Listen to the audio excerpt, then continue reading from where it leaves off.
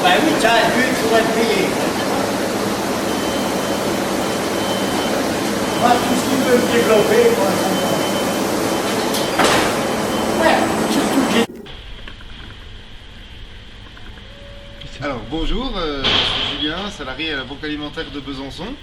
Donc je suis là pour vous parler un petit peu de l'activité de la Banque Alimentaire. Alors premièrement, qu'est-ce qu'une banque alimentaire? Alors une banque alimentaire ont été fondées par les différentes associations. En fait, toutes les associations qui distribuent de l'aide alimentaire ont eu besoin d'un spécialiste de cette aide, puisqu'il nous faut, comme vous voyez autour de nous, quelques infrastructures pour gérer ça. Alors il faut des camions, il faut un entrepôt, il faut des chambres froides, et donc vu que c'est très lourd pour des petites structures, les différentes associations ont décidé, voilà, de créer un spécialiste de l'aide alimentaire, de la gestion des marchandises, qui sont les banques alimentaires. Alors les banques alimentaires sur Besançon apportent des produits à plus de 10 000 personnes dans le département, et puis pour un volume distribué de plus de 2000 tonnes sur 2012. D'accord. Alors, où donc récoltez-vous les marchandises? Alors, nous disposons de différents partenaires. Alors, il faut bien savoir que la Banque Alimentaire a deux objectifs principaux.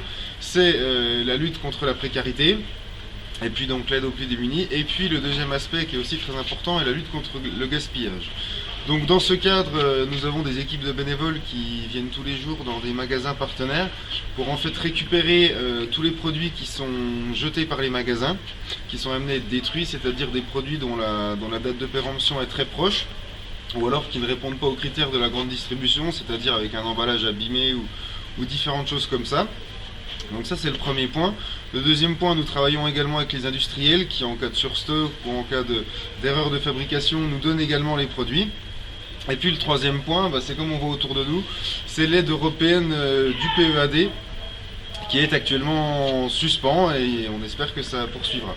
Donc voilà nos trois principales sources d'approvisionnement: les grandes surfaces, les industriels et l'aide européenne. Très bien.